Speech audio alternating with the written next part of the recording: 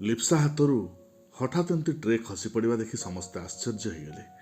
କିନ୍ତୁ ରଞ୍ଜନ ହଠାତ୍ କହି ଉଠିଲା, ଭାଉଜ ମୁଁ କ'ଣ ଦେଖିବାକୁ ଏତେ ଅସୁନ୍ଦର? ନା ମୁଁ ଭୂତ ପିଶାଚ କି ରାକ୍ଷସ ଭଳିଆ ଦେଖାଯାଉଛି ଯେ ତମେ ମୋତେ ଦେଖି ଡରିଗଲ ଆଉ ତମ ହାତରୁ ଟ୍ରେ ଖସି ପଡ଼ିଲା? ରଞ୍ଜନର କଥା ଶୁଣି ହସି ଉଠିଲେ ସମସ୍ତେ। ଲିପ୍ସା ଆଶ୍ଚର୍ଯ୍ୟ ହୋଇ ଚାହିଁଲା ରଞ୍ଜନର ମୁହଁକୁ। ରଞ୍ଜନ ହସି ହସି କହିଲା, ଭାଉଜ ତମେ ମୋତେ ଏମିତି କ'ଣ ଦେଖୁଛ? ମୁଁ ଏତେ ବି ଅସୁନ୍ଦର ନୁହଁ ମ।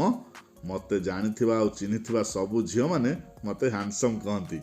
ବାଇ ଦି ୱେ ଆଇ ଆମ୍ ରଞ୍ଜନ, ତମର ଗୋଟିଏ ବୋଲି ଗେହ୍ଲା ଦିଅର। ମୁଁ ଆମେରିକାରେ ଜବ୍ କରେ। କାର୍ଯ୍ୟବ୍ୟସ୍ତତା ଯୋଗୁଁ ତମ ବାହାଘରକୁ ଆସିପାରିନଥିଲି, ସେଥିପାଇଁ ସରି। ଲିପ୍ସା ବି କହିଲା, ଆଇ ଆମ୍ ସରି, ମୁଁ ଟିକେ ଅନ୍ୟମନସ୍କ ଥିଲି, ସେଥିପାଇଁ ସର୍ବତ ଟ୍ରେଟା ମୋ ହାତରୁ ଖସି ପଡ଼ିଲା। ବାସ୍ ଏତିକି କହି ଲିପ୍ସା ଚୁପଚାପ ନିଜ ବେଡରୁମ୍କୁ ଚାଲିଗଲା। ସତରେ କ'ଣ ଲିପ୍ସା ଆଉ ରଞ୍ଜନ ପରସ୍ପରକୁ ଆଗରୁ ଚିହ୍ନି ନଥିଲେ?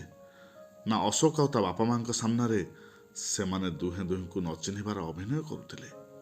କେଜାଣି କାହିଁକି ସେଦିନ ରାତିରେ ଲିପ୍ସା ଆଖିକୁ ଜମା ବି ନିଦ ଆସିଲାନି।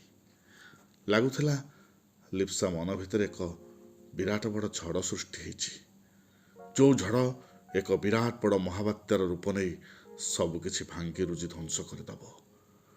ଖୋଲା ଆଖିରେ ଏପଟ ସେପଟ କଡ଼ ଲେଉଟେଇ ରାତି କାଟିଦେଲା ଲିପ୍ସା। ପରଦିନ ସକାଳେ ବ୍ରେକଫାଷ୍ଟ ସାରି ତରତରରେ ଅଫିସ ବାହାରିଗଲା ଅଶୋକ।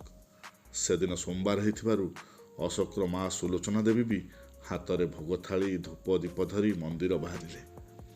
ଅଶୋକର ବାପା ରଘୁନନ୍ଦନ ବାବୁ ଚାଲିଗଲେ କ୍ଲବ ଘରକୁ, ନିଜର ରିଟାୟାର୍ଡ ବନ୍ଧୁମାନଙ୍କ ସହିତ ତାସ ଖେଳି ଗପସପ କରି ସମୟ କାଟିବା ପାଇଁ। ବେଡରୁମ୍ର ବେଡ୍ ଉପରେ ବସି ଝରକା ବାଟେ ବାହାରକୁ ଚାହିଁ ଅନ୍ୟମନସ୍କ ଭାବରେ କିଛି ଭାବି ଚାଲିଥାଏ ଲିପ୍ସା। ହଠାତ୍ କେହି ଜଣେ ଲିପ୍ସାର କାନ୍ଧ ଉପରେ ହାତ ରଖିଲା। ଚମକି ପଡ଼ି ଦୂରକୁ ଘୁଞ୍ଚିଗଲା ଲିପ୍ସା। ସାମ୍ନାରେ ଠିଆ ହେଇ ମୁରୁକି ମୁରୁକି ହସୁଥିଲା ରଞ୍ଜନ। ଲିପ୍ସା ରାଗି ଯାଇ କହିଲା, ମୋ ବିନା ଅନୁମତିରେ ମୋ ବେଡରୁମ୍ ଭିତରକୁ ଆସି ମୋତେ ଛୁଇଁବା ପାଇଁ ତମର ସାହସ ହେଲା କେମିତି? ରଞ୍ଜନ ହସି ହସି କହିଲା, ତମେ ତ ଏମିତି ରିଆକ୍ଟ କରୁଛ ଯେମିତି ମୁଁ ତମର ଦେହକୁ ପ୍ରଥମ ଥର ପାଇଁ ଛୁଇଁଲି। ଏବେ ତ ମୁଁ ଖାଲି ତମ କାନ୍ଧ ଉପରେ ହାତ ରଖିଥିଲି, ଆଗରୁ ତ ମୁଁ ତମ ଦେହର ପ୍ରତ୍ୟେକ ଅଙ୍ଗକୁ ବାରମ୍ବାର ଛୁଇଁ ସାରିଛି, ସେଇଟା ପୁଣି ବିନା କପଡ଼ାରେ। ରାଗରେ ଚିତ୍କାର କରି ଉଠିଲା ଲିପ୍ସା, ବାଜେ କଥା ବନ୍ଦ କର, ବାହାରି ଯାଅ ମୋ ରୁମ୍ରୁ। କାହିଁକି ଆସିଛ ତମେ ଏଠିକି? କି ଉଦ୍ଦେଶ୍ୟ ନେଇକି ଆସିଛ? ତମେ ନିଶ୍ଚୟ ଜାଣିଥିଲ ମୁଁ ଅଶୋକକୁ ବାହା ହେଇଛି ବୋଲି, ସେଇଥିପାଇଁ ତମେ ଏଠିକି ଆସିଛ ମୋ ସଂସାରକୁ ନଷ୍ଟ କରିବା ପାଇଁ, ମୋ ଜୀବନକୁ ବର୍ବାଦ କରିବା ପାଇଁ। ରଞ୍ଜନ କହିଲା, ନାଇଁ ନାଇଁ ଭାଉଜ, ଏଇଟା ପୁରା ମିଛ କଥା। ମୁଁ ଯଦି ଆଗରୁ ଜାଣିଥାନ୍ତି ତମେ ମୋ ଅଶୋକ ଭାଇକି ବାହା ହେଇଛ ବୋଲି, ତାହେଲେ ବିଶ୍ୱାସ କର ମୁଁ ସବୁ କାମ ଦାମ ଛାଡ଼ି ବାହାଘର ଦିନ ଆମେରିକାରୁ ଏଠି ଆସି ପହଞ୍ଚି ଯାଇଥାନ୍ତି।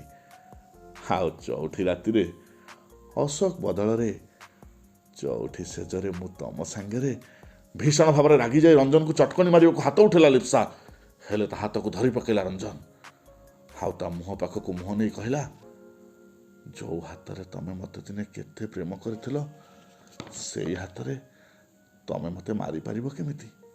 ବିରକ୍ତି ଆଉ ଘୃଣାରେ ରଞ୍ଜନ ହାତରୁ ହାତ ଛଡ଼େଇ ନେଇ ବେଡରୁମ୍ରୁ ଦୌଡ଼ି ବାହାରକୁ ପଳାଉଥିବା ବେଳେ ଦୁଆର ବନ୍ଧ ପାଖରେ ଝୁଣ୍ଟି ତଳେ ପଡ଼ିଗଲା ଲିପ୍ସା।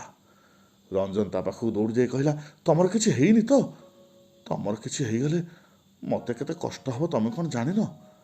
ଲିପ୍ସା ଭୀଷଣ ଭାବରେ ବିରୋଧ କରିବା ପରେ ବି ରଞ୍ଜନ ଜୋର ଜବରଦସ୍ତି ନିଜ ଦୁଇ ବାହୁରେ ଲିପ୍ସାକୁ ତଳୁ ଉଠେଇ ନେଲା।